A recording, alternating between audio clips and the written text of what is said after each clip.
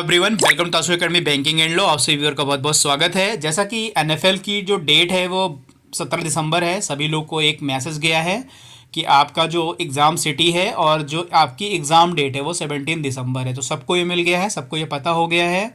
अब हम बात करेंगे एग्ज़ाम की। जो एग्ज़ाम होगा वो ऑफलाइन होगा, ओएमआर बेस्ड होगा, ये भी आप लोग जानते हैं। बट यहाँ एक चीज़ और जान लीजिए कि ओएमआर सीट भरने की थोड़ी प्रैक्टिस कर लीजिएगा। बहुत सारे लोगों को ऑनलाइन एग्ज़ाम देने की आदत होती है, ओएमआर सीट फिल नहीं कर पाते हैं, काफ़ी ह्यूमन एरर होती है। 2 4 5 क्वेश्चन तो ऐसे ही गलत हो जाते हैं, तो उसकी थोड़ी प्रैक्टिस कर लीजिएगा।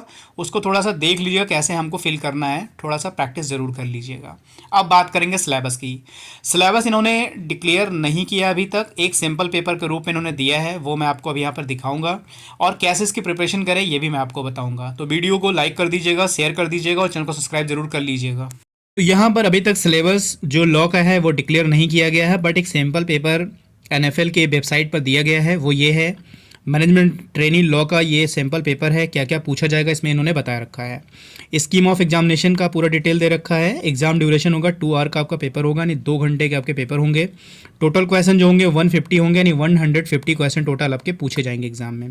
पार्ट 1 और पार्ट 2 में 2 सेगमेंट में आपका एग्जाम होगा। पार्ट 1 में जो आपके क्वेश्चन होंगे वो जनरल एप्टीट्यूड क्वेश्चन होंगे। टोटल 50 क्वेश्चन पार्ट 1 में पूछे जाएंगे, जिनमें से 10 क्वेश्चन जो होगा जनरल इंग्लिश का होगा, 10 क्वेश्चन जो होगा जनरल अवेयरनेस का होगा, और 15 क्वेश्चन जो होगा लॉजिकल रीजनिंग का, और 15 क्वेश्चन जो होगा जनरल एप्टीट्यूड का। यहाँ पर पार्ट 1 में 50 क्वेश्चन आएंगे, ठीक है। सेकंड पार्ट देखते हैं जो आपका डिसिप्लिन है, यानी लॉ है। लॉ से क्वेश्चन आपके टोटल 100 क्वेश्चन पूछे जाएंगे।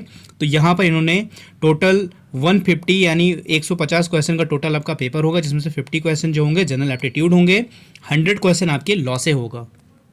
यहाँ पर जो सैंपल इन्होंने पेपर दे रखा है, तो जैसे सैंपल क्वेश्चन में जो पार्ट 1 है, ठीक है, तो पार्ट 1 में जो 50 क्वेश्चन टोटल आपके आने हुए हैं जनरल एप्टीट्यूड वाले जो क्वेश्चन आने वाले हैं, उनमें देखिए करंट और थोड़ा सा स्टैटिक रहेगा। जैसे यहाँ पर पहला इन्होंने क्वेश्चन संविधान का पूछ रखा है, ठीक है।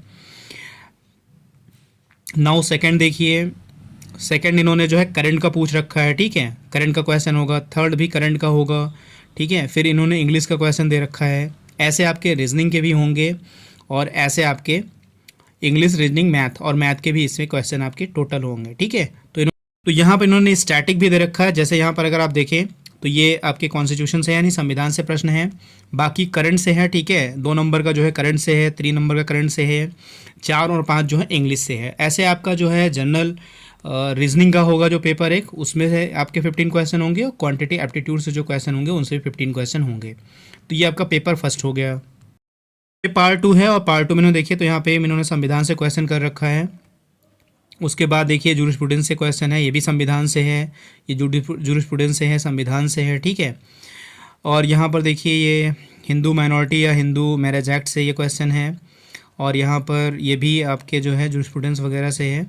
तो यहाँ पर इन्होंने पूरा नहीं दिया है, संविधान से ही कुछ क्वेश्चन इन्होंने उठा के काफ़ी दे दिए हैं। तो ये सैम्पल पेपर इन्होंने पूरा दिखाया है कि ऐसे ये भी जो है आपका संविधान से ही है, और ये जो है वो आपके जूरिस्प्रूडेंस से हैं।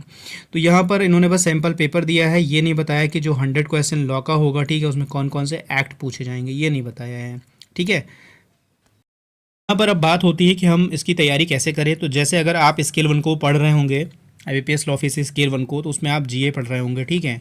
तो पहले पेपर में आपको GA और रीजनिंग वगैरह पढ़ने की ज़रूरत नहीं है, बट अगर आपको करना है तो प्रैक्टिस कर लीजिए बस। टोटल आपका जो फोकस होना चाहिए लॉ पर होना चाहिए। 100 मार्क्स का पेपर है, ठीक है, इस पर फोकस होना चाहिए।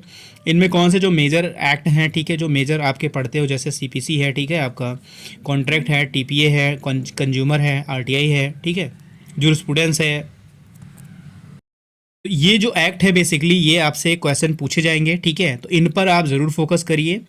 अगर जिनको लगता है कि मैं एक वीडियो एक्ट का बनाऊं कि कौन कौन से एक्ट जो हैं इसमें प्रेफरेंस के रूप में होंगे, कौन कौन से एक्ट से क्वेश्चन पूछे जाएंगे, तो कमेंट में आप ज़रूर बताइएगा। अगर कमेंट मुझे मिला लोगों का तो मैं एक एक्ट का वीडियो कल परसों में बनाकर आपको प्रोवाइड करा दूंगा। तो ये इनका सिंपल पेपर हो गया।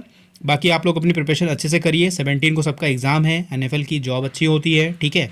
तो प्लीज़ मन लगाकर इसकी तैयारी ज़रूर कर लीजिए। अगर आपको लगता है इनमें से कुछ चीज़ें आपको समझ नहीं आ रही हैं तो कमेंट में करके ज़रूर पूछिएगा। Thank you for watching.